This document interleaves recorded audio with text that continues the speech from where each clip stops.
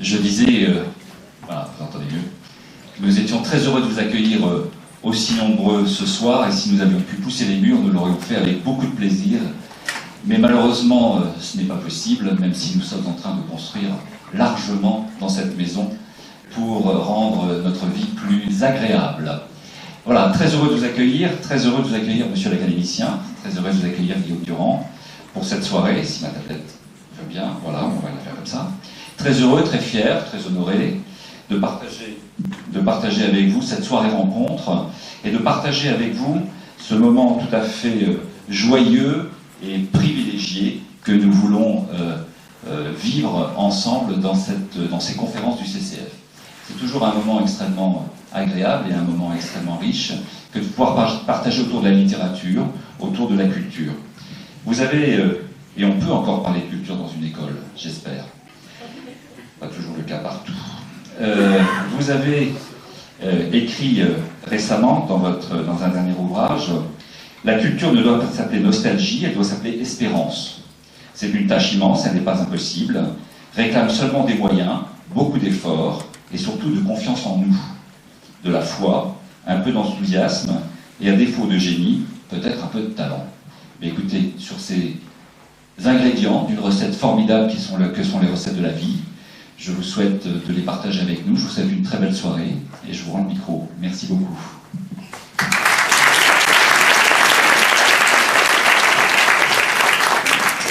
Bonsoir à vous. La méthode va être extrêmement simple. Nous allons bavarder très librement avec Jean, que je suis ravi d'accompagner ce soir, puisque nous nous connaissons depuis un certain temps. Et après, ce qui me paraît le plus évident pour vous, c'est que vous puissiez lui poser directement donc vos questions, et c'est ce que nous allons faire donc pendant le temps qui nous est imparti.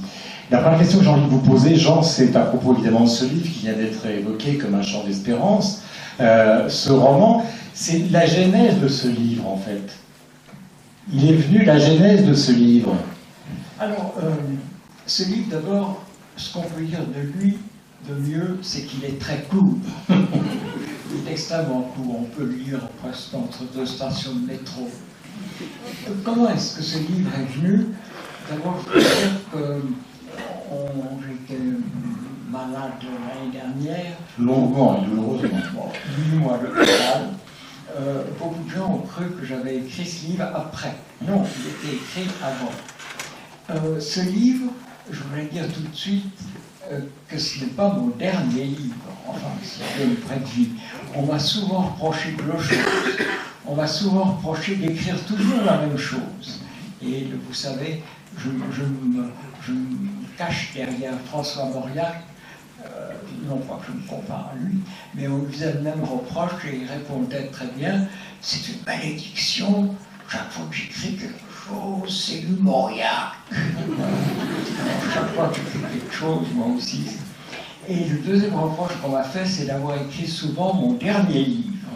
Et en effet, c'est vrai, j'avais écrit quand j'étais jeune un livre qui s'appelait Au revoir et merci. Et je n'ai pas tenu la promesse du titre. Ce livre aussi n'est pas mon dernier livre, mais c'est le livre qui clôt une série qu'on pourrait appeler les romans de l'univers, qui a commencé par C'est une chose étrange à la fin que le monde, et c'est poursuivi par Un jour dans l'univers sans avoir tout dit. Qu'est-ce que ces deux livres racontaient? Eh bien, je ne voulais pas vous faire du chagrin ou vous ennuyer ou vous détourner de mes livres, mais on baise assez peu dans mes livres. J'ai essayé... Ça va, c'est l'heure. Je parle trop? Non, pas du tout, mon cher Jean. J'ai essayé de remplacer l'éternel trio, quatuor de Paul qui rencontre Julie, qui rencontre Marcel, qui est l'ami de Françoise. Bon, on peut continuer comme ça, ça a donné des chefs-d'œuvre. J'aime beaucoup, je ne sais plus, vous le savez sûrement, parce que vous connaissez plus de choses que moi, c'est à Hollywood, il y a un producteur acteur ou un metteur en scène qui arrive très excité en disant « j'ai un sujet merveilleux ». On lui dit « qu'est-ce que c'est ?»« A boy meets a girl ». Et là, je trouve, en effet, c'est un très beau sujet, mais enfin, il ne faut pas en abuser. J'ai donc remplacé ça par quelque chose d'un peu nouveau. Peut-être que toute l'histoire du roman depuis le début de ce siècle, depuis le début de mon siècle, du siècle dernier, consiste peut-être à chercher une sortie au roman. Le roman, nous savons très bien quand il commence. Il y a bien sûr, il y a un roman grec avec Jean-Luc, il y a un roman latin avec Apulée, Landor. Mais enfin, le roman commence avec Cervantes et Rabelais, qui sont tous les deux, remarquons-le, des auteurs comiques et ironiques. Et au XVIIe ou XVIIIe, le roman n'est pas le grand genre. Il y a une liaison dangereuse, évidemment, mais il éclate au XIXe siècle avec tous les génies que nous connaissons, Balzac, Dickens, Tolstoï, Dostoïevski, les autres. Et peut-être que dès le début du XXe siècle, on cherche la sortie du roman. Le surréalisme, qui condamnait complètement le roman, est une sortie du roman. Le nouveau roman, après la guerre, la deuxième, qui a été quand même un échec, mais enfin qui est intéressant, était une sortie du roman, et j'ai essayé de trouver une sortie du roman aussi, en mêlant littérature et science. Il y avait un livre, il y a déjà 75 ans, je ne sais pas si c'était juste avant ou juste après la guerre, il y avait un auteur anglo-saxon qui s'appelait Edgar Snow, qui avait écrit un livre qui s'appelait Les deux cultures. Et il montrait que la division du travail faisait qu'un biologiste ne sait presque plus rien de l'astronomie. Un physicien ne sait presque rien de la biologie. Mais surtout, il y a une coupure totale entre la culture scientifique et la culture littéraire. Est-ce que c'était votre cas, ça, vous, Jean ? Pardon ? Est-ce que c'était votre cas ? C'était mon cas. Oh oui, à un point rare même, à un point rare, parce que au Bachot, le bac, on dit maintenant, mais on faisait le Bachot, Pétain avait introduit la cosmologie, il avait raison, avait introduit la cosmologie au baccalauréat. Et comme c'était Vichy qui l'avait introduit, je ne voulais pas faire de cosmologie. Résultat, j'ai eu 2 sur 20. J'ai quand même passé le Bachot, mais juste. Donc, j'étais tout à fait nul en sciences. Et alors, est-ce que c'est lié justement à la trilogie que vous venez d'évoquer, cette curiosité pour les sciences, la cosmologie, l'astrophysique, etc. Alors, ou est-ce que c'est arrivé bien avant? Alors, j'ai essayé d'apprendre un peu les sciences. J'ai lu, comme vous peut-être, un livre merveilleux de cet astronome qui est complètement paralysé, vous savez. Stephen Hawking. Stephen Hawking, oui. Il a d'ailleurs divorcé, vous savez. Oui. Il a divorcé, il a épousé son infirmière. Mais enfin, il peut bouger le petit doigt, malheureux. C'est un génie extraordinaire. Il a écrit un livre magnifique. J'ai lu les 50 premières pages avec bonheur, et après j'ai perdu pied. Ça s'appelle Une brève histoire du temps. Absolument. J'ai lu un livre allant d'un bout à l'autre avec une passion complète d'un quelqu'un que j'aime beaucoup, je suis très très lié avec lui. Je vous recommande beaucoup ce livre, qui est un livre magnifique. C'est le livre de Trinh Xuan Tuan, qui est un astronome vietnamien qui parle français comme vous et moi, et qui enseigne aux États-Unis, et qui a écrit ce livre, La mélodie secrète, qui est peut-être un tout petit peu teinté de bouddhisme, et qui est absolument admirable. Puis au cœur du roman, on va parler de ce qu'il contient, mais vous reprenez une phrase quand même connue de prix Nobel français, qui est le hasard et la nécessité. Donc dans les années 70 aussi, vous aviez dû lire... Livre magnifique, voilà. Biologiste. Le hasard, là, c'est des livres magnifiques. Et alors, dans mes recherches, j'ai essayé de comprendre que tout le monde la relativité restreinte, la relativité générale. C'est très intéressant d'ailleurs. À la fin du XIXe siècle, il y a deux grands savants, un Français qui est Marcellin Berthelot, l'autre qui est un Anglais qui est Lord Kelvin.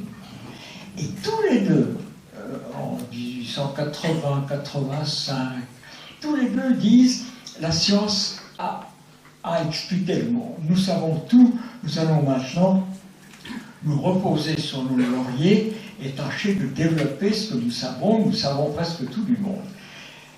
10 ans après, éclate Einstein, Hubble, la relativité, la théorie quantique, la théorie des cordes, enfin, tout est bouleversé. Il faut être très prudent dans ce qu'on dit.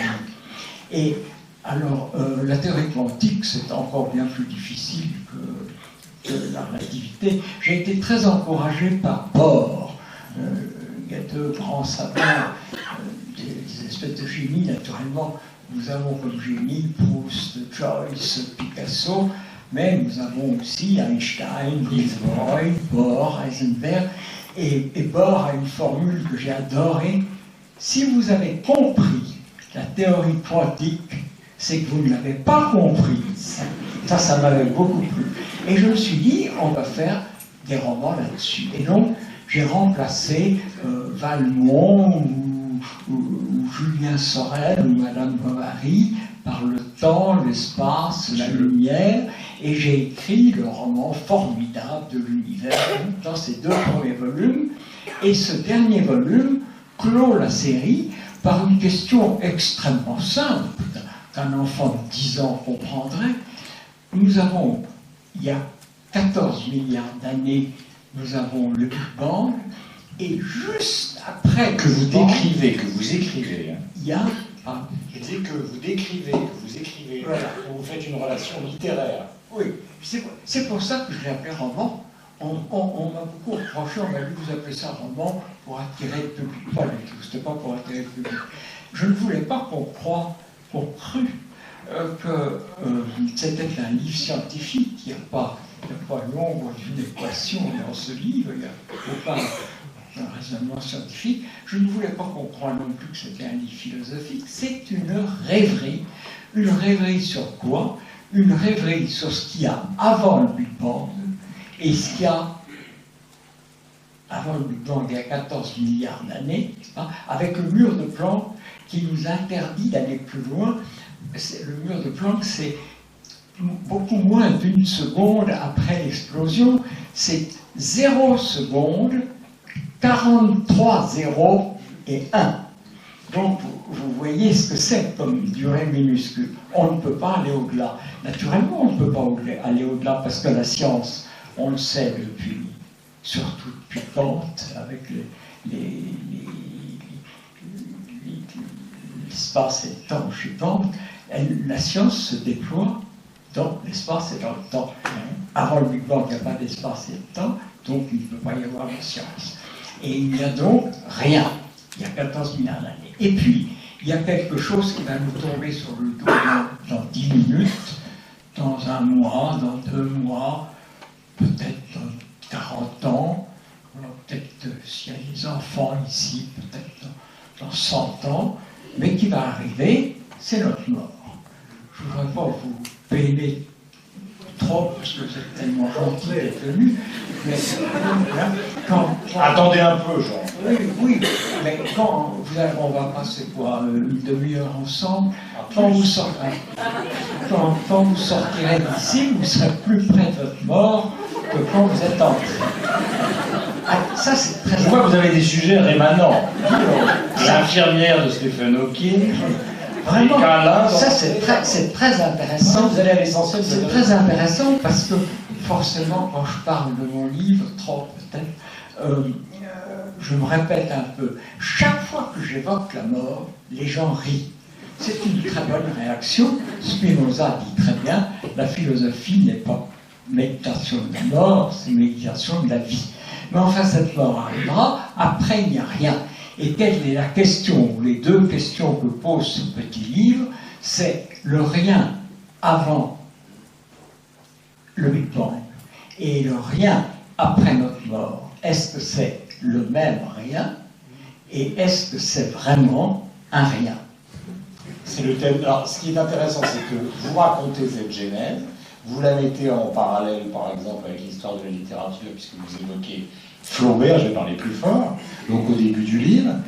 Et après, c'est une sorte de, pardonnez-moi, une sorte de chant à la Dormesson, c'est-à-dire que vous utilisez ce qui vous plaît dans ce que vous avez lu et ce qui vous intéresse aujourd'hui pour faire un livre, effectivement, qui vous ressemble. Pas le même, parce qu'autrement vous allez m'engueuler, mais en tout cas quelque chose qui vous ressemble profondément. Et il y a même d'ailleurs une sorte de choix de Jean d'Ormesson au cœur du livre, puisque vous donnez une liste des choses qui vous paraissent très représentatives de ce que peut être, au fond, le thème que nous sommes en train de traiter, qui est comme un champ d'espérance.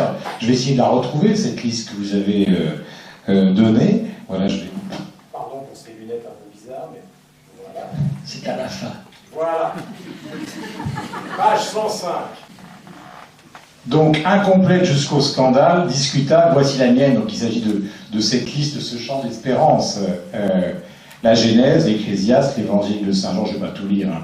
Le temple de Karnak, le temple de Ramsès II à Gourna, l'Iliade et l'Odyssée, l'Acropole à Athènes, presque tout ça. Enfin, des choses qui vous ont profondément accompagné pendant maintenant toute votre carrière littéraire, votre carrière et votre vie d'homme.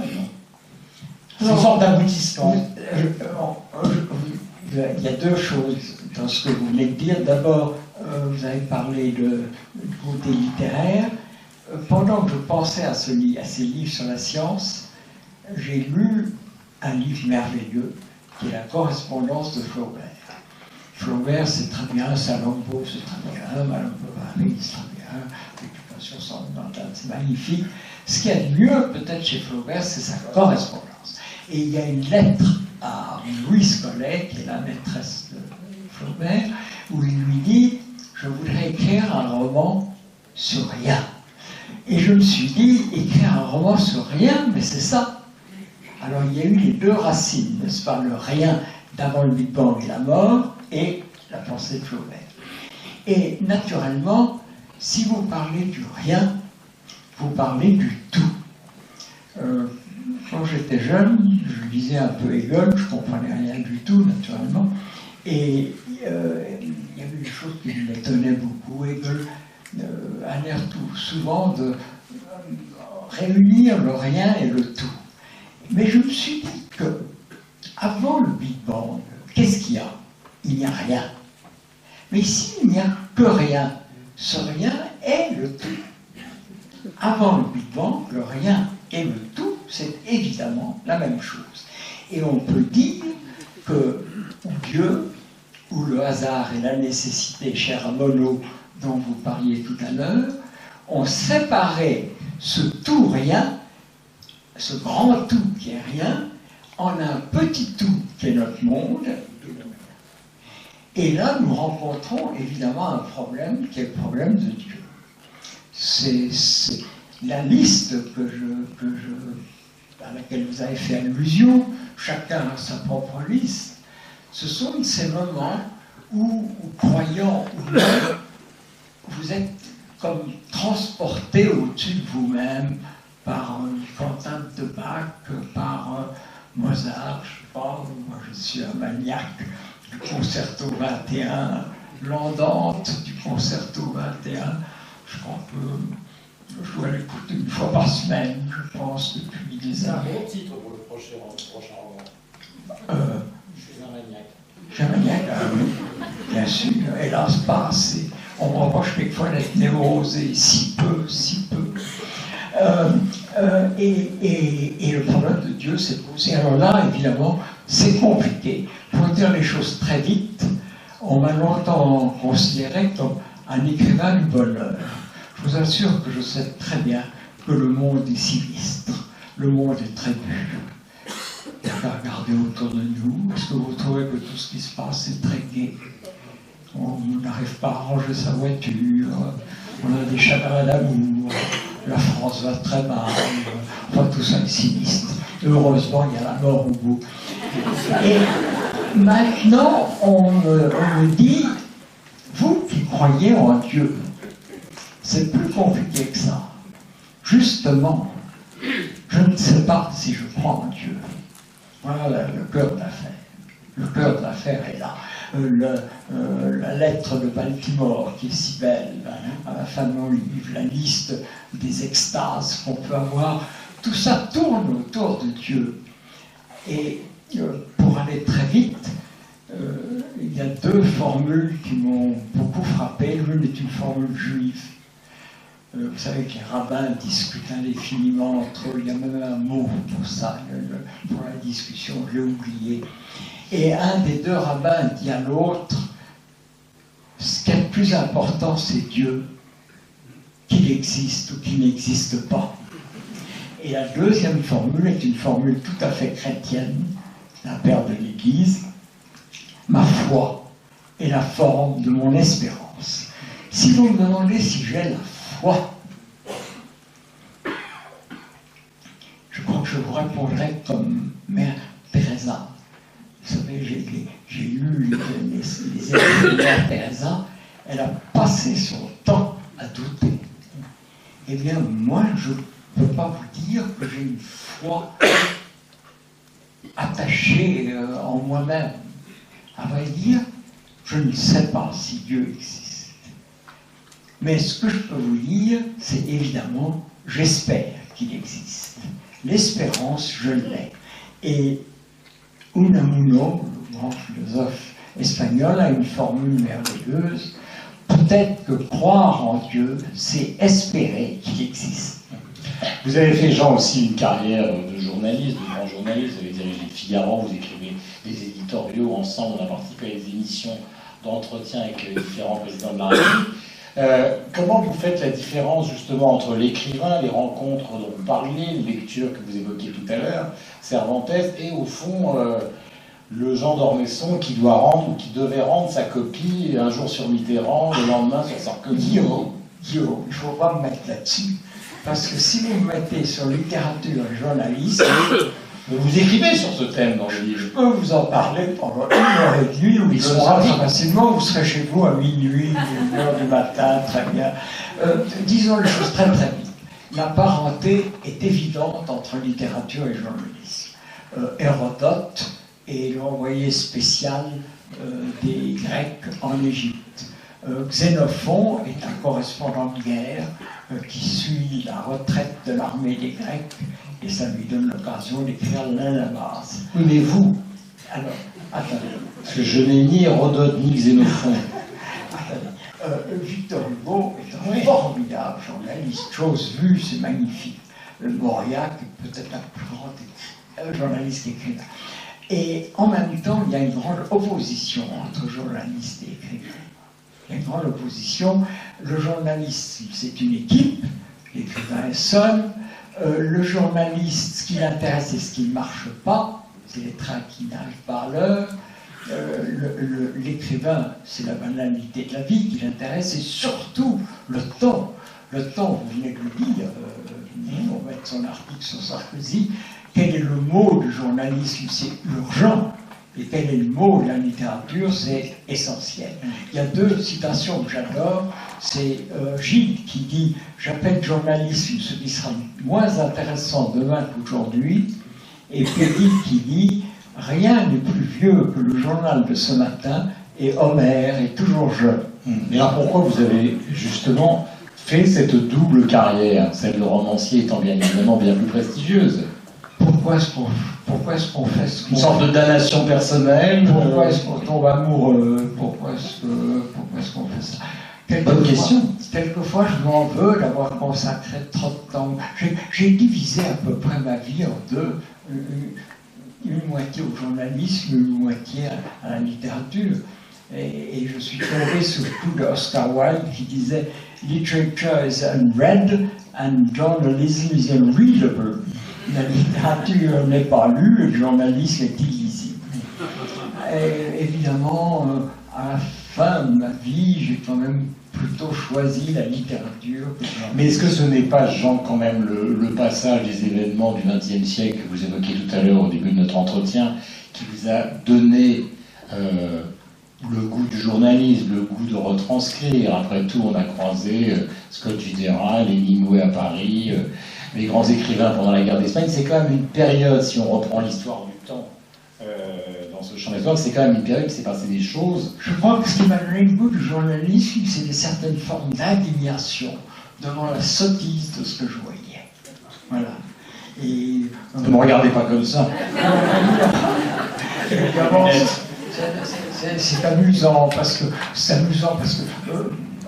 d'un mot, quand j'étais jeune, ça m'a d'ailleurs coûté assez cher pour le premier livre, j'étais sur la liste noire du Figaro. On ne parlait pas de moi dans le Figaro parce qu'il y avait un grand directeur du Figaro qui s'appelait Pierre Polisson, qui était un directeur, beaucoup plus grand directeur que je ne l'ai jamais été. Et malheureusement, il écrivait des romans qui étaient très mauvais. Et comme il était directeur du Figaro, toute la presse disait que c'était admirable. Moi, j'avais 20 ans, j'écrivais dans Art, et j'ai dit que je me rappelle encore, c'était il y a 65 ans, hein, et je me rappelle le titre du livre, qui valait pas tripette, ça s'appelait Double Cœur. Et alors j'avais dit que c'était nul, et j'avais fini par une phrase un peu sotte, j'étais un peu à gauche, c'était un peu à cette époque-là. Et j'avais dit, il y a tout de même une justice, on ne peut pas à la fois être directeur du Figaro et avoir du talent. Alors, Comme quoi, on a quand même une mémoire aiguë de la méchanceté. 15 ans se passent et je deviens... 65 ans après, il se souvient de la chute. Je réunis le journal et je dis, oui, tu le grand... Quelle revanche quand vous êtes devenu le patron du Figaro. J'ai dit quelle revanche quand vous êtes devenu le patron du Figaro. Mais je plaisante, c'est important cette double vie. Il y a aussi une chose qui est évidemment, et je suppose qui va ravir les gens qui vont vous interroger dans un instant, c'est que quand même cette vie, vous avez parlé des grands scientifiques, de ces lectures, mais enfin votre vie, on évoquait Proust tout à l'heure, vous avez croisé justement Aragon, enfin toute une grande partie de ce qu'on peut considérer comme étant la gloire de la littérature française du XXe siècle. Alors question franche, comment vous vous situez dans tout ça ? Exercice d'immodestie obligatoire. Oh, non, pas du tout. Vous savez, il y a une formule très célèbre. Quand je me considère, je me méprise. Quand je me compare, je me merveille. Et maintenant, moi, je dois me démerder avec ça. Car je sors, je reviens et je vais applaudir Jean d'Ormesson dans la salle. Vous pouvez d'ailleurs.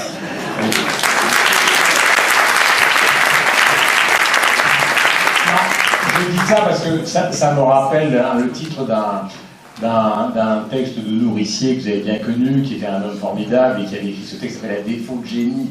Et c'était ce goût qu'il avait fondamental de la littérature. C'était magnifique. Oui, c'était magnifique. Oui, mais il y avait cette volonté de mettre à distance lui et ce qui correspondait à la gloire du monde, qui était quand même d'une salubrité et d'une lucidité extraordinaire. Non ? Oui. Je sens que sur ce thème, il n'a pas vraiment envie d'aller plus loin. Non. J'ai beaucoup aimé François Nourricier, qui ne savait pas beaucoup lui-même. Et À défaut de génie est un livre magnifique. Évidemment, je suis très très différent de François Nourricier. François Nourricier, c'était un écrivain sombre. C'était un écrivain qui détestait le monde. Moi, j'ai adoré le monde, j'ai adoré la vie. Et je suis à peu près le contraire de François Nourricier. Oui, tout à l'heure, vous nous avez dit, Jean, que vous n'étiez pas un écrivain du bonheur. Les gens ont été... Par exemple, je me souviens quand vous avez écrit « Voyez comme on danse », qui était ce livre magnifique qui racontait en partie la Grèce, vos amis, enfin, ce goût formidable pour le soleil, la Méditerranée et sa culture. Hein.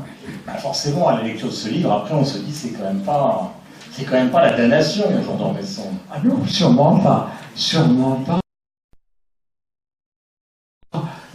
Et la liste qu'on a lue tout à l'heure, qui est justement les merveilles du monde de la culture, c'est quand même, comment peut-on dire, une certaine forme d'optimisme. Oui, sûrement. Vous savez, je suis Gémeaux. Je ne crois pas du tout, hein. Mais enfin quand même. Je suis Gémeaux, je suis un caractère optimiste et j'essaye, en effet, je dirais que ce que j'ai essayé de faire, c'est de tirer d'un monde sinistre le plus de bonheur possible, pour moi et pour les autres. Vous savez, on me dit souvent, vous avez été malade, qu'est-ce que vous en avez retiré? Moi, je dirais que j'en ai retiré deux choses très simples. La première, c'est une grande admiration pour le système médical français, qui est magnifique. Mais je me rappelle malheureusement que quand j'étais jeune, l'école française était aussi magnifique. Et en 20 ans ou 30 ans, elle a quand même subi une dégradation effrayante. J'espère que le système médical français pourra survivre. Et la deuxième chose que j'ai apprise, c'est, pour dire les choses très très vite, c'est ce que les communistes appellent la solidarité, ce que les bouddhistes appellent la compassion, ce que les chrétiens appellent la charité. Il faut penser aux autres. Il y a des gens plus malheureux que soi-même.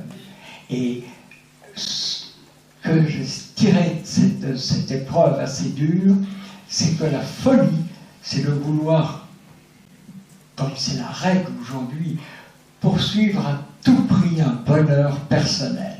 Il n'y a pas de bonheur personnel, il n'y a de bonheur qu'avec les autres.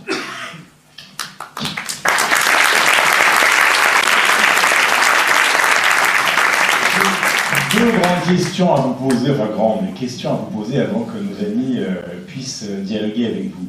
La première, c'est que souvent je me suis dit que vous ressembliez quand même à ce fantastique roman qu'est Le Guépard, avant d'être le fantastique film de Dieu veuille, Dieu veuille. C'est-à-dire cet aristocrate qui voit un monde tourner. Vous avez tous vu Le Guépard. Est-ce que vous vous rappelez la scène où Burt Lancaster danse avec Claudia Cardinal? Et il ne veut pas danser d'abord, il est vieux, et puis elle lui demande de danser, il danse, et à la fin de la danse, il lance un regard à Claudia Cardinal. Le regard de Burt Lancaster sur Claudia Cardinal, c'est une des choses qui m'a enchanté dans ma Mais vie. ça se voit à votre visage. Inutile de vous le dire.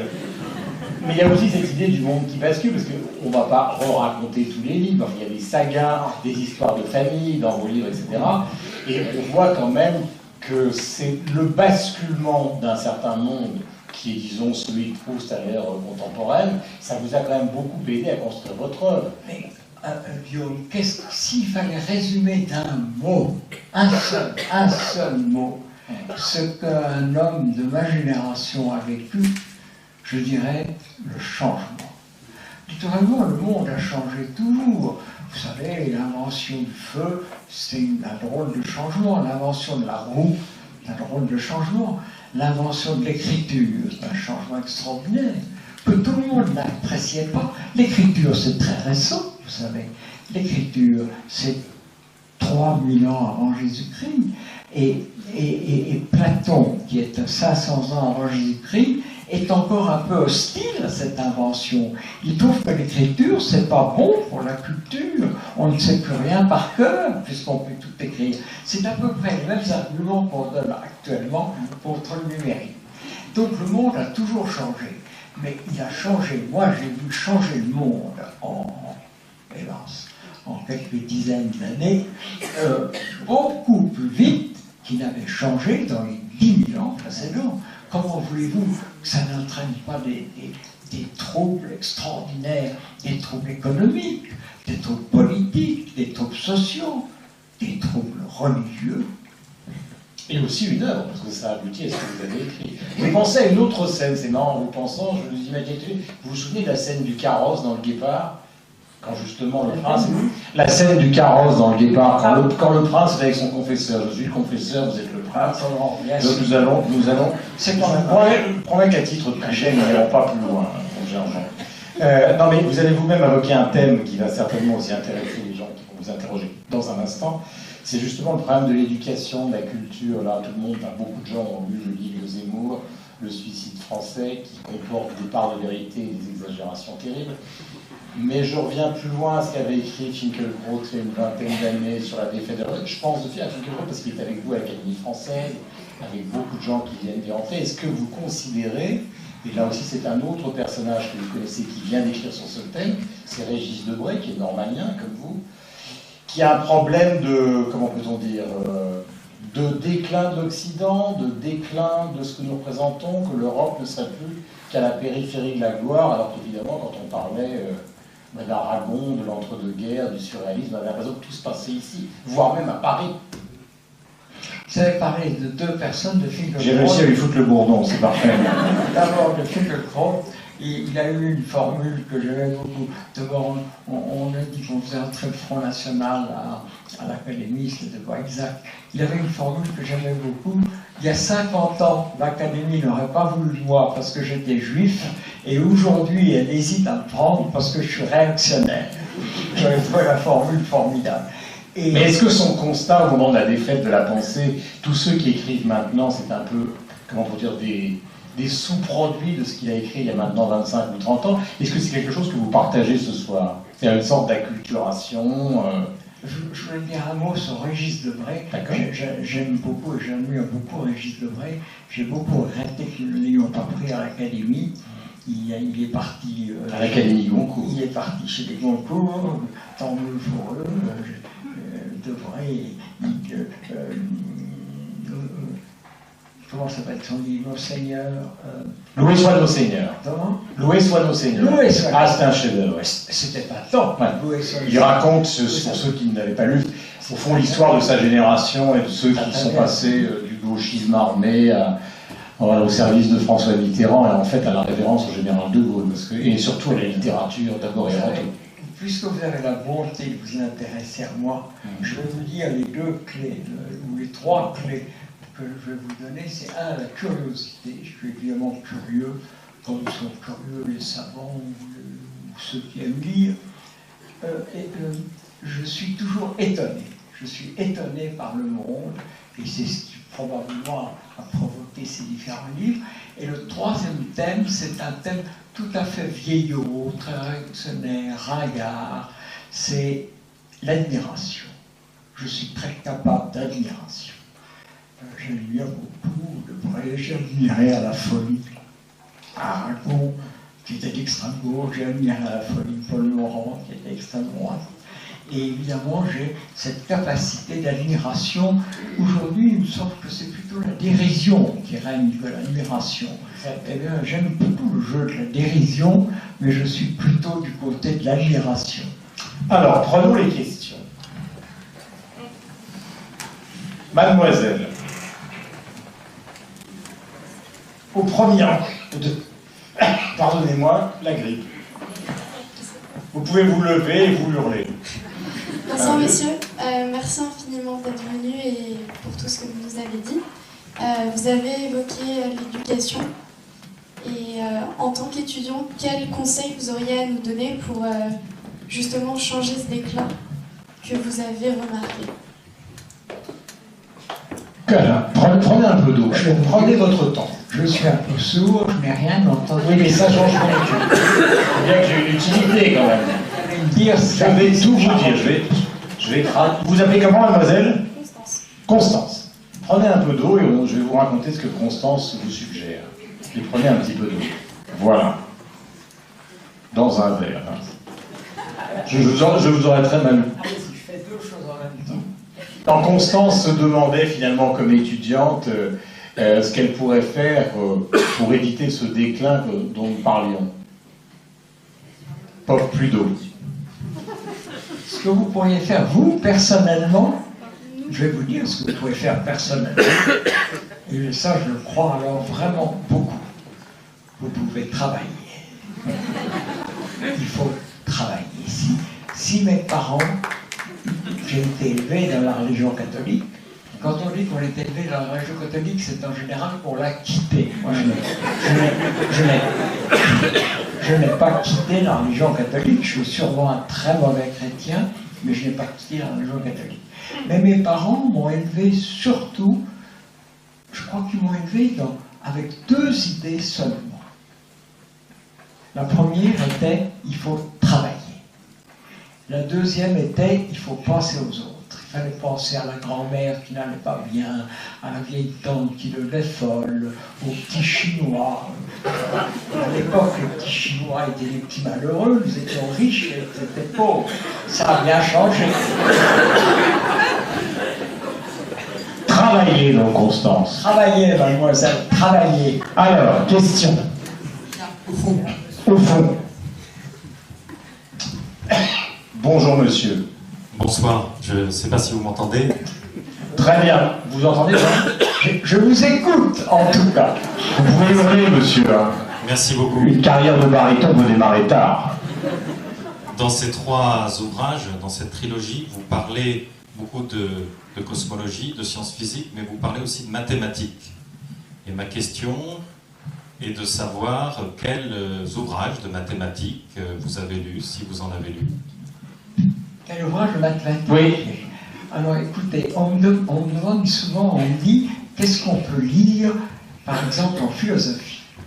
Eh bien, pour ceux qui s'intéressent à la philosophie, il y a beaucoup d'introductions à la philosophie, il y a un petit livre merveilleux, dont je pourrais parler pendant des heures, qui est un livre d'une philosophe suisse qui s'appelle Jeanne Hersch, et ça s'appelle L'étonnement philosophique. C'est une histoire de la philosophie. C'est un petit livre de poche chez Gallimard, c'est absolument épatant. Les livres mathématiques que j'ai lu très peu de choses. Je vous ai parlé du livre de Trix-Antoine, je vous ai parlé du livre de Hawking, j'ai lu des traités de mathématiques, vous savez, je n'ai presque pas lu, je ne comprends rien du tout, je perds pied immédiatement. J'ai plutôt lu des livres de philosophie scientifique. Philosophie des sciences, oui. J'ai l'impression, monsieur, que vous sous-entendez quelque chose derrière votre question. Ah, mais c'est pas du tout une enquête. Hein. Ah, une curiosité.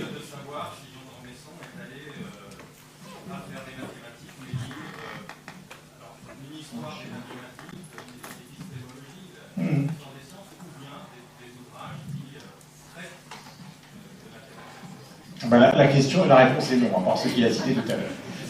Je vous en prie. Ce qui est très beau, c'est l'histoire des mathématiques est magnifique. Ma fille, qui est éditrice, a publié un très beau livre sur les nombres premiers. Les nombres premiers, c'est un mystère extraordinaire. Et naturellement, je ne comprends pas tout, mais je vois bien qu'il y a un mystère extraordinaire. Les chiffres sont un mystère extraordinaire. Est-ce que les chiffres existent avant la création du monde? Moi, je suis persuadé que les chiffres sont une invention humaine. Qu'il n'y avait pas de chiffres, naturellement, avant les nombres. Quand on dit que l'univers est fait d'après des nombres, il n'y avait pas de nombres avant le Big Bang. Le Big Bang, les nombres sortent des hommes. Ce qu'on peut supposer, c'est que ou le hasard ou la nécessité, ou Dieu, ce qui est plus commode, ont donné aux hommes la capacité d'inventer les mathématiques. J'aurais cité simplement une longue phrase, mais très belle et très jolie, donc au cœur de votre livre, avec l'espace et le temps, avec les nombres, avec la nécessité et le hasard tombés tous ensemble de cette main de l'Éternel, dont nous savons bien qu'elle n'est pas une main, et de son esprit qui n'a rien à voir avec le nôtre, le monde sort du néant. Jean d'Ormesson. Donc, question. Monsieur, avec plaisir, on va vous donner un petit micro. Bonsoir. Puisque nous sommes dans une école parlant un peu d'enseignement, je voudrais m'appuyer pour poser ma question sur le constat que fait François-Xavier Bellamy sur l'enseignement qui est dispensé en France actuellement. Il parle de Descartes, il parle de Rousseau et plus récemment de Bourdieu, et il nous explique que ce qui compte aujourd'hui, c'est la déconstruction. Au fond, peu importe la transmission du savoir, ce qui est important, c'est que le savoir soit construit par l'élève, quitte à ce que le savoir soit appauvri. Je voudrais savoir si vous partagez ce point de vue. Alors, c'est la question de la déconstruction qui est posée par monsieur. Donc, est-ce que pour vous, la déconstruction qui est prônée par une partie structuraliste, par exemple, et qui est beaucoup combattue par Luc Ferry, est-ce que c'est un thème qui vous est cher ou qui vous paraît dangereux, surtout en matière d'éducation? J'ai bien traduit ce que vous vouliez savoir. La déconstruction, bon, évidemment, il faut lire Derrida, il a attaché son nom à la déconstruction. Je pense qu'il y a eu une mode aussi de la déconstruction sur l'enseignement. Il y a des livres alors, excellents que j'ai lus avec beaucoup de bonheur. Il faut lire les livres de Piaget, qui sont des livres évidemment merveilleux. Et il y a un jeune chercheur français qui s'appelle Houdet, qui est un élève de Piaget et qui parle des problèmes de l'enseignement merveilleusement bien. Est-ce que vous êtes, puisque vous parlez de Piaget, vous êtes pour l'ordre géométrique ou pour l'ordre vital, à titre personnel, quand vous travaillez? La table de Jean d'Ormesson, vous écrivez à la main, je suppose. La table de Jean d'Ormesson est un formidable bordel. Voilà. C'est l'ordre vital, ce n'est pas l'ordre géométrique. Est-ce que ça vous allait, monsieur, cette réponse? Parfait. Question. Vous savez, il y a, parmi mes maîtres, il y a évidemment Platon ou quelques autres, il y a aussi Woody Allen, et il y a aussi Marchais, Georges Marchais. J'ai beaucoup aimé une réponse qu'il avait faite. Il y avait un journaliste qui l'interrogeait, et naturellement, il ne répondait absolument pas aux questions. J'ai l'habitude. Absolument pas, comme son habitude.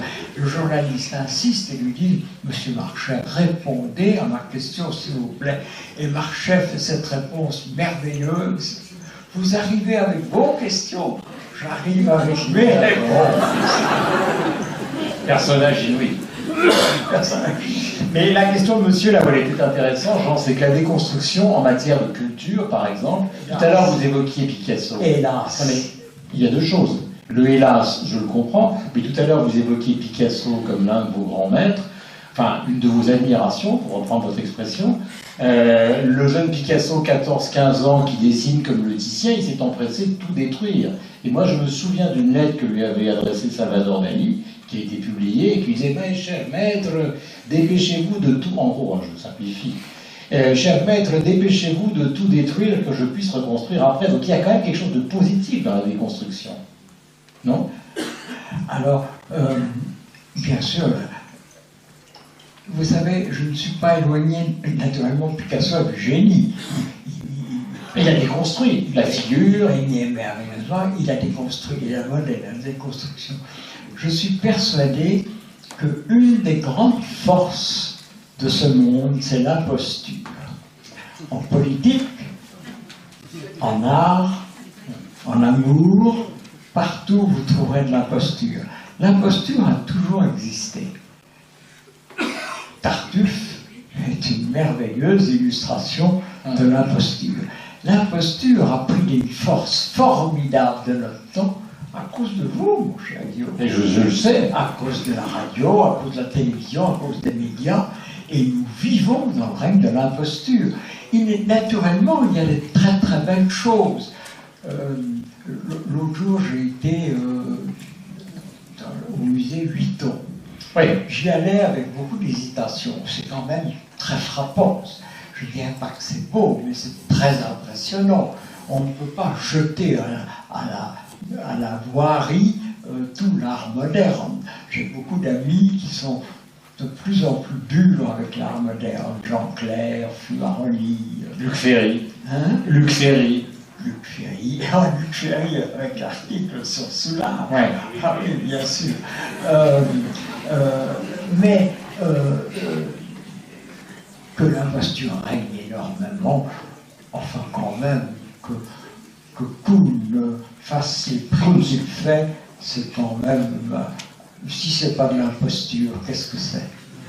Je ne peux pas répondre à sa place. Question. Oui, je ne sais pas si vous m'entendez. Je vous entends, mais je ne vous situe pas, monsieur. Je suis là. C'est bien, on dirait une pièce de Beckett. Je suis non seulement sourd, mais je ne vous vois pas. C'est en attendant Godot, le voici. Ah! Je vous avais entendu à la radio une fois où vous me demandez ce que vous faisiez quand vous ne faisiez rien. Et votre réponse, Ça, c'est très Beckett. c'est d'assurer que vous ne faisiez vraiment rien. Vous êtes un spécialiste du rien, en fait. Et votre secret, vous disiez, c'était le ski. Et vous faisiez, je peut-être 4 ou 5 mois de ski par an. Je ne sais pas si c'est vrai et si l'année prochaine, vous allez pouvoir retrouver la neige. Mais alors, ma question arrive. C'est, vous disiez que l'homme avait inventé les nombres. Mais voyez-vous, le nombre pi, qui est un rapport entre un rayon et une circonférence, il existe même avant le Big Bang. Vous n'avez pas besoin d'une création pour imaginer ce qu'est un rapport d'un cercle et de son rayon. Ça existera avant et après le tout et le rien. Mais alors ma question, parce qu'il y a une question, c'est la responsabilité des élites, des intellectuels, des gens qui pensent dans une société. Vous dites que notre société est un peu désespérante, Où sont les gens qui réfléchissent, qui pensent et qui nous aident à trouver du sens et à donner du sens? Est-ce que dans le siècle, le XXe siècle, il y avait des intellectuels, des gens qui éclairaient, qui donnaient du sens? Et est-ce qu'aujourd'hui, ces jeunes-là sont toujours là? Où sont-ils? Monsieur était très près, mais je n'ai pas non plus. Non, la question. C'est le micro qui m'en fait. Non, c'est son aspect un peu crooner. Il ne voulait pas vous choquer à l'oreille, mon cher Jean. Non. Où sont les intellectuels, au fond, ce qu'on a appelé pendant très longtemps les maîtres à penser d'une génération aujourd'hui? Alors franchement, je ne peux pas vous répondre parce que s'il y a quelque chose que je ne suis pas, c'est un intellectuel. Évidemment, je le sais. Pardonnez-moi, mais vous ramenez tout de suite ça. Jean, d'autres existent. Pardonnez-moi. Je ne suis pas un intellectuel. Mais par exemple, je soutiens. Souvent, on me dit quel conseil donneriez-vous aux jeunes gens? J'écoute cette question et je me dis, je me vois quand j'avais votre âge, mademoiselle. Constance. Constance? Constance. Quand j'avais votre âge, Constance, 11 ans peut-être. Elle a 11 ans, je vous confirme. Mais elle parle très bien pour 11 ans, elle est bien. Quand j'avais votre âge, je me rappelle... Elle a été très bien nourrie. Je me rappelle ce que je pensais des vieillards, qui étaient plus jeunes que moi, aujourd'hui, qui donnaient des conseils aux jeunes gens. C'était souvent des académiciens. Et bien, je vais vous dire, je les vomissais. Je me disais qu'ils ne comprenaient rien, qu'ils étaient en retard, qu'ils parlaient avec solennité.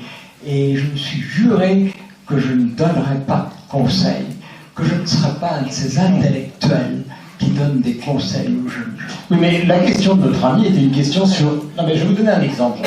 Vous me permettez que je vous donne un petit exemple? Vous permettez que je vous donne un petit exemple pour appuyer la question de notre ami? À l'Académie, par exemple, vous étiez à côté de quelqu'un qui est apparu quand même pour tout le XXe siècle comme un phare de la réflexion, c'est Claude Lévi-Strauss, qui a bouleversé. Alors, souvent, vous savez, on ne peut pas me reprocher d'avoir des sentiments de trop de respect à l'égard de l'Académie. Quand j'étais candidat, j'allais à la radio et je racontais l'histoire des deux académiciens qui se rencontrent. Le premier dit au second, comment va notre confrère un tel? Et l'autre dit, oh, à moitié gâteux. Et le premier dit, ah, il va mieux. Mais j'ai été assis pendant des années à l'Académie, à ma gauche, Claude Lévi-Strauss, à ma droite, Jacqueline Le Remy. Est-ce qu'on pouvait rêver mieux? Voilà deux personnes que j'ai évidemment formidablement aimées et admirées.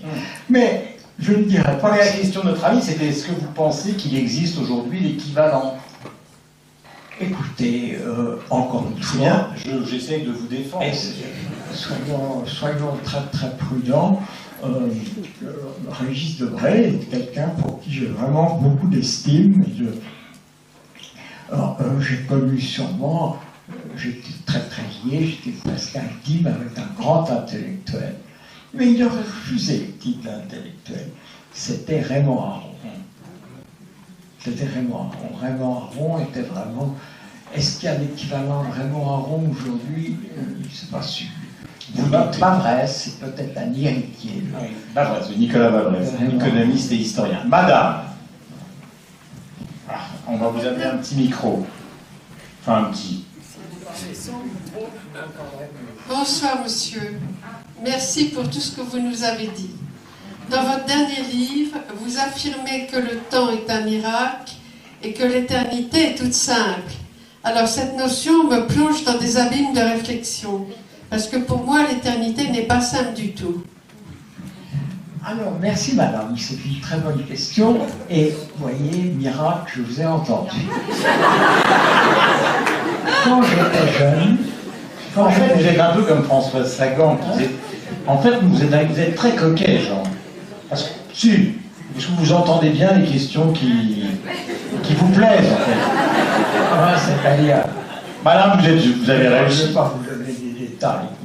Si vous murmurez quelque chose, j'entends, mais dès qu'il y a un micro, je n'entends pas. Alors, quand j'étais jeune, on m'a appris des choses stupides. D'abord, on m'a appris le sage est celui qui ne s'étonne de rien. Ben, moi, je dirais plutôt que le sage est celui qui s'étonne de tout. Et à propos de l'éternité, je me rappelle très bien que l'éternité, ça me posait des problèmes quand j'avais 6 ans ou 7 ans. Et on m'avait expliqué que l'éternité, c'était si un oiseau frôle de son aile une fois tous les 100 ans la terre, quand la terre sera usée, c'est ça l'éternité. Est-ce que c'est assez bête de dire ça à un enfant? Naturellement, ça m'a fait rêver cet oiseau qui usait la terre. Je me rappelle, je vous assure, c'est l'un de mes souvenirs les plus anciens, c'est cet oiseau qui usait la terre. Et c'est complètement stupide. Surtout à l'heure du goûter, c'est Naturellement, surtout avant de se coucher. Et naturellement, l'éternité, c'est pas un temps très long, c'est l'absence de temps. Eh bien, j'ai une bonne nouvelle à vous donner, nous connaîtrons tous l'éternité quand nous serons morts. Naturellement, tout le problème est de savoir si ce sera une éternité vide ou une éternité pleine. Ça, c'est un problème. Mais l'éternité me paraît en effet quelque chose d'assez simple. Alors que le système du temps, si le système du temps vous paraît plus simple que celui de l'éternité, ça, je ne comprends pas. L'éternité, bon, c'est immobile, c'est rien, c'est après notre banque, c'est après notre mort, il n'y a plus rien, vous n'avez plus de chagrin d'amour, plus rien, tout va très bien. Le temps, c'est quand même stupéfiant. Le temps est composé. Saint Augustin, dans les Confessions, dit « Si tu ne me demandes pas ce qu'est le temps, je sais ce que c'est. Mais dès que tu me demandes ce qu'est le temps, je ne sais plus ce que c'est. » Le temps, c'est, d'abord, il y a un avenir. Où est-il l'avenir? Où est-il? Personne ne peut répondre à cette question. Il est quelque part, on ne sait pas où, mais il va tomber dessus, il va nous tomber dessus, ça c'est sûr. Et l'avenir, qu'est-ce qu'il va faire? L'avenir n'a rien de plus pressé que de se transformer en passé. Et il se transforme en passé en passant par quelque chose qui s'appelle le présent. Malheureusement, le présent, je ne peux pas vous dire, c'est maintenant. Parce que si je vous dis c'est maintenant, c'est déjà du passé. Le moment où je parle est déjà loin de moi. Donc, le présent n'existe pas. Mais ce qui est remarquable, c'est que nous n'avons jamais vécu qu'au présent. Que tout être vivant n'a jamais vécu qu'au présent. Qu'avant les hommes, les animaux, les bêtes, les bactéries, au présent, personne n'a jamais été dans l'avenir, personne n'a jamais été dans le passé. Et avant la vie, le monde a toujours été au présent, jamais dans l'avenir, jamais dans le passé. Vous pouvez parler de l'avenir, parler du passé, mais vous êtes dans le présent. Et l'avenir, vous ne savez pas où il est. Le passé, vous savez à peu près où il est. Vous savez bien où sont les gens que nous avons aimés et qui sont morts. Ils sont dans notre tête. Ils sont nulle part ailleurs. Et si le moment présent n'existe pas, nous vivons constamment dans quelque chose qui n'existe pas. Vous trouvez que c'est simple, ce système du temps? On dit quelquefois, les gens qui ne croient pas à Dieu me disent Dieu est invraisemblable. Et je leur dis c'est vrai, Dieu est invraisemblable. Mais vous trouvez que ce monde-ci n'est pas invraisemblable aussi? Le temps est quelque chose de tellement stupéfiant qu'il suffit d'y penser pour être absolument perdu.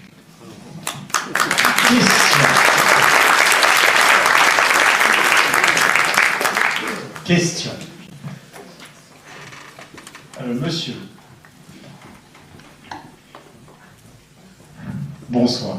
Bonsoir. Hier, quand je suis rentré chez moi, ma fille de 12 ans m'a annoncé 2 choses. Elle m'a dit qu'elle avait eu 0 en dictée. Et elle m'a dit qu'elle voulait ouvrir un compte Twitter. Alors évidemment, ma réaction, ça a été de lui dire que je refusais qu'elle ouvre un compte Twitter et d'ailleurs qu'elle me rendait son téléphone tout de suite. Mais elle m'a expliqué qu'en 150 caractères, elle avait moins de risques de faire des fautes d'orthographe. Je voulais savoir si vous, à 12 ans, si vous aviez eu la possibilité d'ouvrir un compte Twitter, est-ce que vous l'auriez fait? Monsieur vous demande, est-ce que vous avez un compte Twitter, Jean? Écoutez, c'est très simple. Un compte Twitter, il n'en est pas question. Facebook. Alors, l'autre jour, on m'a dit, est-ce que vous êtes à la télévision, on m'a dit, est-ce que vous êtes sur Facebook? J'ai dit non. Et on me dit, mais vous y êtes. Alors, je ne sais pas. Je ne sais pas qui m'a mis sur Facebook. Il paraît qu'il y a quelqu'un qui répond à ma place. Alors, on lui dit, est-ce qu'on peut déjeuner avec vous? Il dit, ah non, ça, on ne peut pas déjeuner, mais il paraît qu'il répond très bien. Je ne sais pas qui c'est. Et on me prête sur Internet des phrases que je n'ai jamais prononcées. Alors, pas de Twitter, pas d'Internet, pas de portable, pas de montre, pas d'agenda, rien de tout ça. La liberté. Hein? La liberté, une certaine forme de liberté. Non, mais la question de monsieur, c'était par exemple, sa fille rentre de l'école et elle a 0. Mais elle demande à monsieur la possibilité d'ouvrir un compte Twitter. Alors, comme elle a eu 0, est-ce que si vous étiez le père ou le grand-père de ce monsieur, vous accepteriez que cette jeune femme ait un compte Twitter le célèbre regard bleu? Je prends l'air un peu abruti, d'abord parce Certainement qu'il est assez normal, et ensuite je ne sais pas ce que c'est qu'un compte Twitter, qu'est-ce que ça veut dire.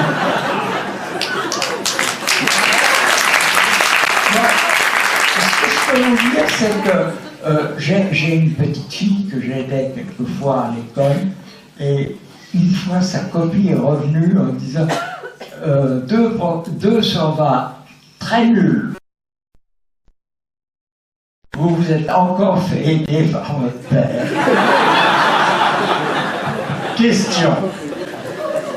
Pardon, monsieur, de répondre si mal à votre question. Jeune homme, levez-vous parce que, voilà. Ça ne va Merci pas beaucoup. changer grand-chose. C'est ce qu'on ne vous voit pas du tout et on s'en situe mieux. Vous compariez tout à l'heure la vision de Huissier un peu sombre du monde à la vôtre plus optimiste.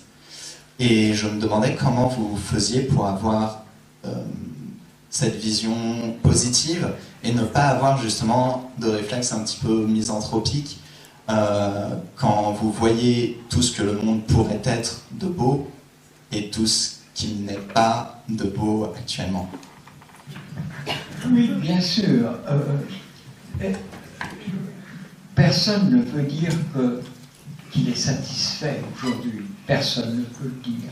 Je crois que j'ai eu un sondage mondial à l'UNESCO. J'ai travaillé là à l'UNESCO pendant des années, ici à côté, il y avait une annexe de l'UNESCO. Et j'ai vu récemment un sondage, les Français sont plus pessimistes que les Afghans et que les Irakiens. Vous savez, c'est quand même dur. Et évidemment, ce monde est sinistre. C'est vrai que le monde est sinistre. Le chômage, la souffrance. Mais en même temps, le monde est très très beau. Je crois que chaque fois qu'on dit le monde est une fête, il faut dire aussi que c'est un désastre. Et chaque fois qu'on dit que c'est une vallée de larmes, il faut dire que c'est aussi une vallée de roses.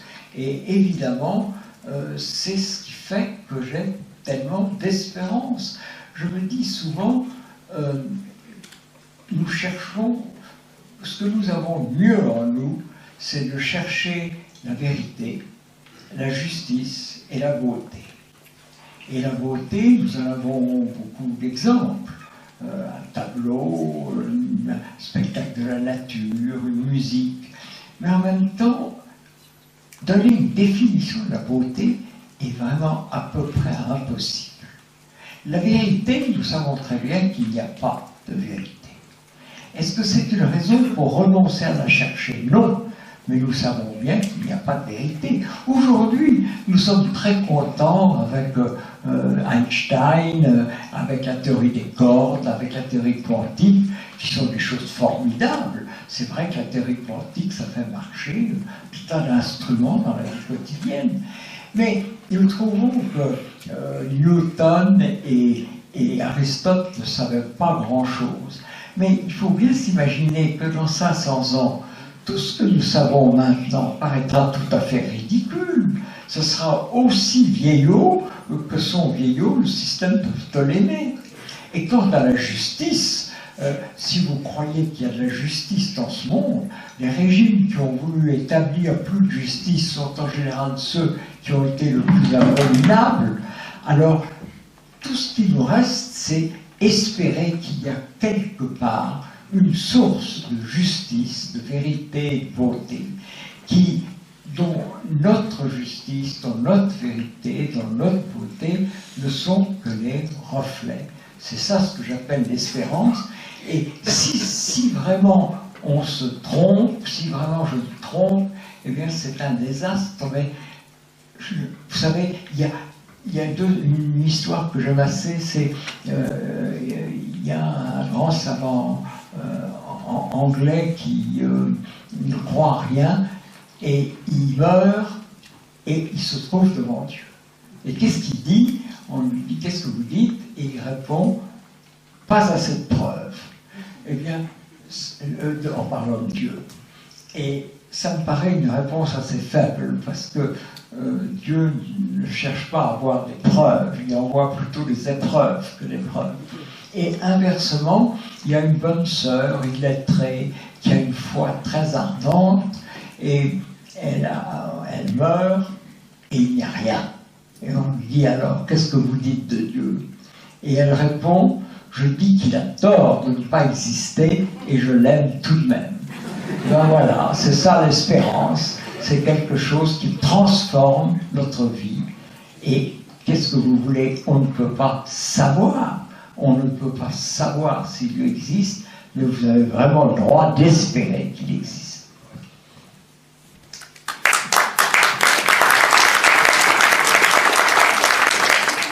Madame, mademoiselle, on va vous passer un micro. Alors effectivement, on ne peut pas savoir si Dieu existe, mais on sait que le Christ a existé. Est-ce que ça ne vous a jamais tenté d'écrire un livre sur Jésus-Christ? Madame, je vous remercie. D'abord, à cause de votre question. Ensuite, parce que vous avez parlé sans micro. Et ayant parlé sans micro, je vous ai admirablement entendu. C'est vrai, vous avez raison. On m'a déjà fait ce reproche. Vous savez, j'ai reçu beaucoup de lettres à la suite de ce livre. J'ai reçu des lettres magnifiques. Des lettres d'athées absolument magnifiques. Il y a des athées qui m'ont écrit des lettres tellement bouleversantes. Je leur réponds en général, j'ai trouvé votre lettre si belle que je peux vous dire qu'une chose, vous serez assis à la droite de Dieu, auquel vous ne croyez pas. Tellement ces lettres étaient belles. J'ai reçu une lettre d'un père dominicain très connu, très connu, qui est quand même audacieux pour un prêtre. Il me dit, je suis tout à fait de votre avis, Dieu a tiré le monde de rien, c'est-à-dire de lui-même. C'est quand même audacieux pour un prêtre, mais il est bien entendu que le rien est en même temps le tout, naturellement. Alors, nous n'avons aucun moyen d'aimer Dieu. Qu'est-ce qu'on peut faire pour aimer Dieu? On peut dire j'aime Dieu, et puis le seul moyen d'aimer Dieu, c'est d'aimer les hommes. Et il y a une religion, plus que les autres, qui a évidemment jeté la lumière sur ce fait, c'est le christianisme, puisque Dieu se fait homme, c'est-à-dire que d'une certaine façon, l'homme se fait Dieu, d'une certaine façon, il y a quelque chose de divin en l'homme, puisque l'homme s'est fait Dieu. Et c'est le nom de Jésus.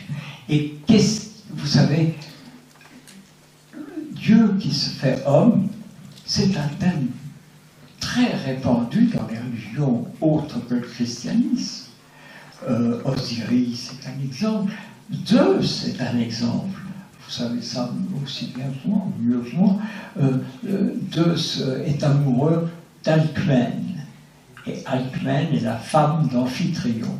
Et figurez-vous, stupeur, elle est fidèle. Elle est fidèle. Et Zeus n'arrive pas à ses fins. Qu'est-ce qui se fait? Il se change en homme. Et sous les traits d'Amphitryon, il fait la cour à Alcmène.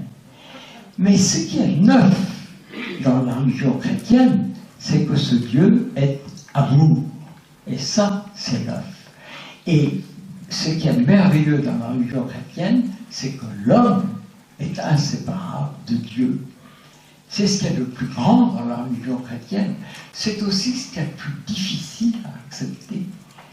Il y aura toujours des esprits qui diront, mais est-ce que vraiment Dieu s'est incarné dans la Vierge Marie? C'est évidemment une objection qui est la grande objection, et en même temps, là, il n'y a que la foi qui puisse répondre à ça. Et en même temps, Jésus est évidemment le plus grand événement de l'histoire de l'humanité, et je crois qu'on peut dire de l'histoire de l'univers. Il n'y a qu'une révolution. Il n'y a qu'une révolution. C'est la révolution chrétienne. C'est Jésus. C'est la seule révolution. C'est lui qui a sorti les femmes de leur statut inférieur et qui les a mis au premier plan avec Marie, avec Marie-Madeleine, avec la femme adultère. C'est lui qui a, pour la première fois, fait cette formidable révolution. L'esclave est la même chose que l'empereur. L'esclave est la même chose que l'empereur. Donc, Jésus, vous avez tout à fait raison. Si on croit à Dieu, l'image de Dieu qu'on peut se faire, c'est celle de Jésus.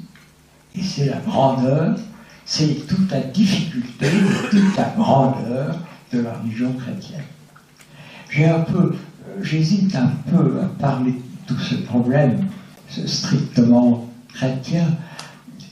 J'hésite déjà à parler de la science, parce que je ne connais pas grand-chose. Mais comment parler de Dieu? Je reçois une centaine de lettres par jour en ce moment. J'ai beaucoup de mal à répondre. Il y a une dame qui m'a écrit une lettre qui m'a beaucoup frappé. Elle m'a dit, on ne parle pas de Dieu, on parle à Dieu. Qu'est-ce que tu parles? Qu'est-ce que...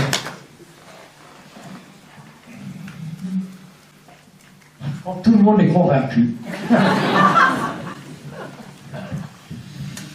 Terminons par la politique, Jean. Terminons par la politique, Jean. Qui vous a le plus impressionné? C'est la question aussi simple.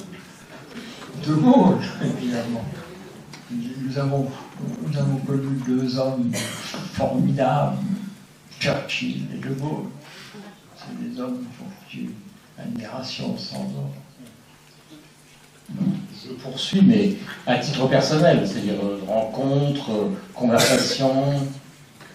Je dis à titre personnel, rencontres, conversations, témoignages, des rencontres que vous avez eues avec le général de Gaulle, qui vous ont convaincu. Quelquefois, les personnages. J'ai connu très peu le général de Gaulle.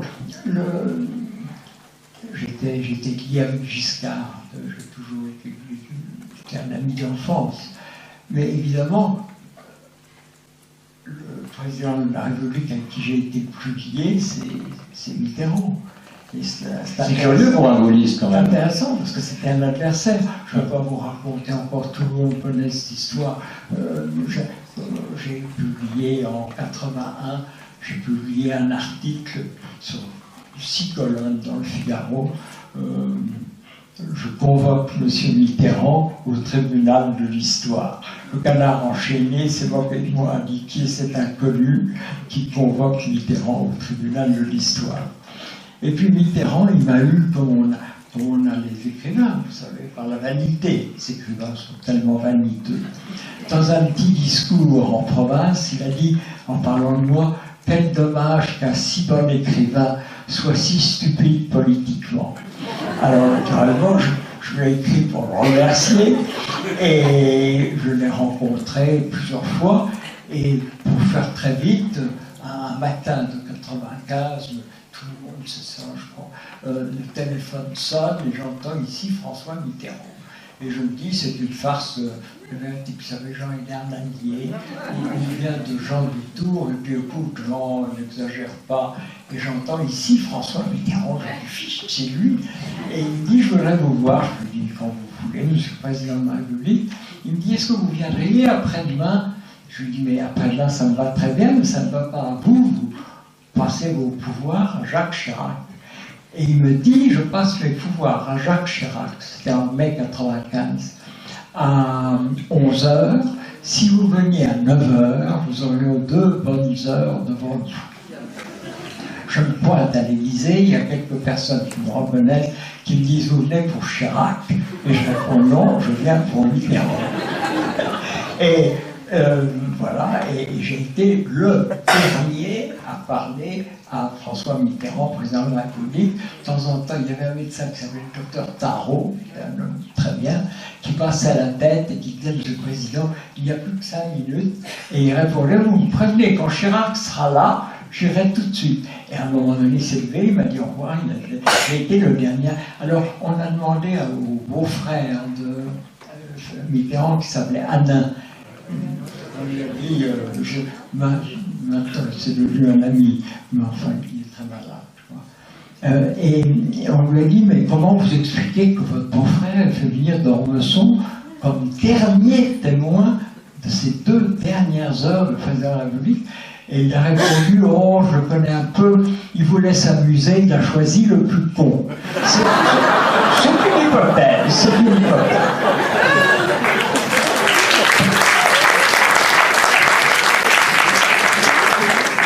Dernier point, Jean, concernant justement ces livres que les gens vont pouvoir retrouver à la sortie.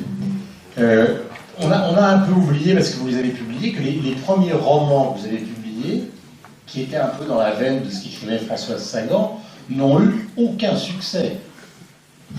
Très peu de succès. Alors, d'abord, le Figaro était contre moi. Alors, c'était épatant, parce que j'avais déposé mon manuscrit chez Gallimard. J'ai attendu 2 semaines. Après, je suis entré au comité des lecture, je sais qu'il fallait attendre 3 mois, 6 mois. Et un samedi soir, je dépose la copie chez Julliard, en face de Gallimard, et le dimanche matin, à 7h du matin, il l'avait lu dans la nuit, il me dit, c'est un chef-d'œuvre, c'est mieux que Sagan, ça va être un triomphe, ça n'a pas été un triomphe. Et j'en ai écrit 5 ou 6, et puis j'ai écrit Au revoir et merci, qui était un adieu à la littérature. Puis j'étais à l'UNESCO, je travaillais là, et la maison est à côté, entre la maison de Clémenceau et vous, ici. Et je me suis dit, ça ferait un roman formidable, les sciences humaines, et j'ai écrit 600 pages de romans sur les sciences humaines. Julien était mort, je l'ai porté chez Grasset. Chez Grasset, on m'a dit, tes premiers livres étaient épatants, mais celui-là, il est illisible, c'est très long. Furieux, je l'ai repris, je l'ai porté chez Gallimard, et il a fait 300 000 exemplaires. Voilà comment ça se passe. Donc le succès est un hasard. Le hasard. Vous voulez dire le talent, mon cher Guillaume? Merci à tous. Nous avons fait ça.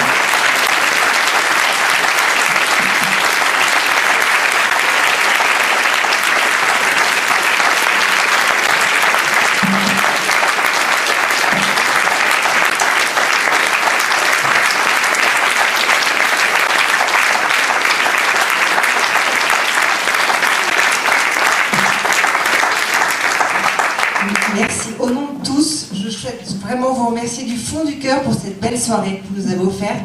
Je crois que vous pouvez voir tous les visages, ils ont tous un sourire jusqu'aux oreilles. Votre vivacité, votre humour, votre œil est plus pétillant que jamais, nous vous le confirmons, notamment quand on évoque Claudia Cardinal. Et puis, nous allons nous quitter. Encore mille merci. Merci Guillaume d'avoir animé cette soirée. Et je vous donne rendez-vous le week-end prochain pour un week-end cinéma. Je sais que j'ai vu dans la salle certaines personnes qui seront déjà présentes. Et le 7 décembre, notre prochaine conférence sur les mardis d'éducation. Aider nos enfants dans leur choix avec Lorraine Duhat. Voilà, très bonne fin de soirée.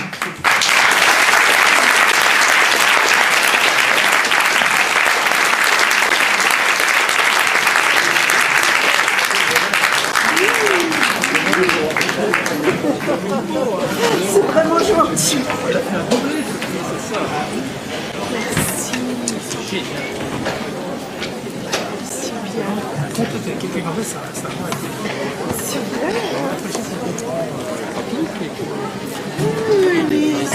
C'est assez